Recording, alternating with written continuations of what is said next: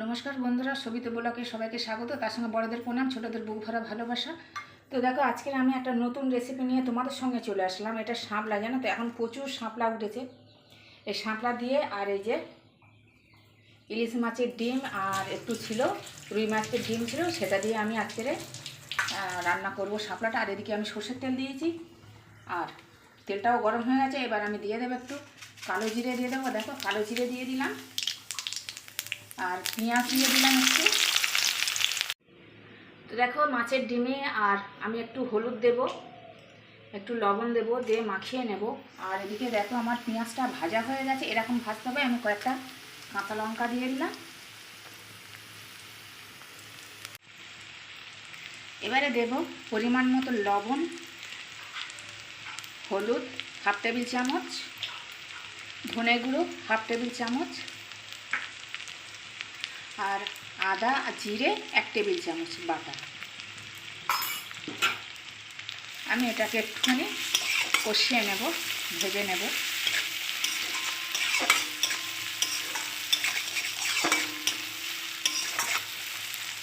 তো বন্ধুরা, আমার রান্নাটা ভালো লাগলে লাইক কমেন্ট শেয়ার করো, আর পাশে থাকা বেল আইকনটা প্রেস করে দিও।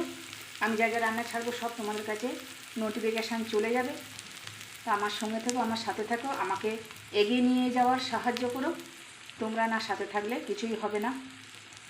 আমি জানি তোমরা আমার সাথে আছো।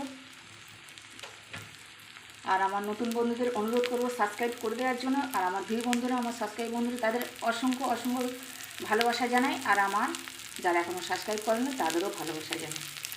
তো এই ফাঁকে দেখো, কথা বলতে বলতে তোমাদের সাথে এটা আমি মাখিয়ে নিচ্ছি। দেখো, নুন হলুদ দিয়েছিলাম, মাখিয়ে নিলাম, এবার দিয়ে দিলাম। দিয়ে এটাও আমি এর সাথে ভেজে নেব। শুধু একবার বাজারে অনেক পাওয়া যাচ্ছে ওই যে তোমার শাপলা, এরপর খেয়ে দেখো। এটা নতুন নতুন ধরনের আমি নতুনত্ব একটু করছি।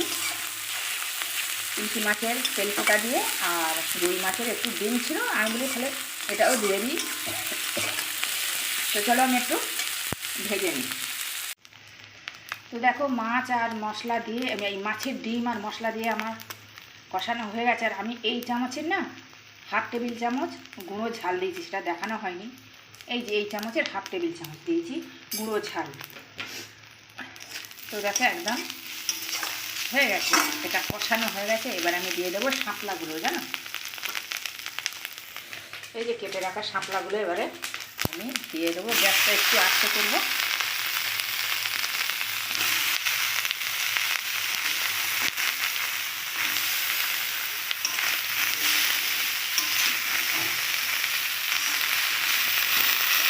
এবার একটু নেড়ে চেড়ে ঢাকা দেবো, নরম হয়ে যাবে। তো দেখো, চাপা দিয়ে রেখেছিলাম, চাপাটা খুললাম, দেখো কতটা নরম হয়েছে। আর এই সবুজ সবুজগুলো, এগুলো কি দেখা যাচ্ছে বলো তো? আমার বাগানে দেখো বরবটি কড়াই হয়েছিল, তা আমি বলি এর সাথে দিয়ে দিই, নষ্ট হয়ে যাবে, এর সাথে দিয়ে দিলাম। তো দেখো কতটা নরম হয়েছে। এই যে জল কিন্তু বেরিয়েছে, দেখো জল দিতে হয়নি, জল বেরিয়েছে। কিন্তু জল দিলে জানো তো একদম ভেদা ভেদা হয়ে যাবে। এরম করে রান্না করবে, তাহলে অথচ গোটা গোটা থাকবে আর তোমার ঘেঁটে যাবে না।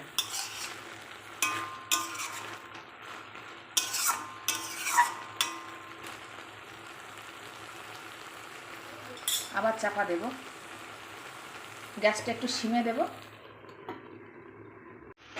তো দেখো, এবার একটু মিষ্টি দিয়ে দেব।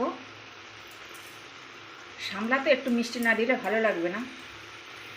একটু মিষ্টি দিয়ে দিলাম, আবার একটু ঢাকা দিয়ে দিলাম। তো দেখো, রান্নাটা আমার হয়ে গেছে, রেসিপিটা আমার হয়ে গেছে। শাপলার রেসিপি তোমাদের সঙ্গে শেয়ার করলাম। তো এবার আমি দেখেছো কিরম গোটা গোটা আছে, অথচ দেখো, এই দেখো গোটা গোটা আছে, একদম নরম হয়ে যায়নি। এই যে এরকম আছে, এরকম থাকতে হবে, তাহলে খেতে ভালো লাগে। আর এই যে বরবটি কড়াই আছে, সবুজ সবুজ দেখা যাচ্ছে, এর সঙ্গে দিয়ে দিয়েছি। তো চলো, আমার রান্নাটা হয়ে গেছে। তোমরা সবাই ভালো থেকো, সুস্থ থেকো।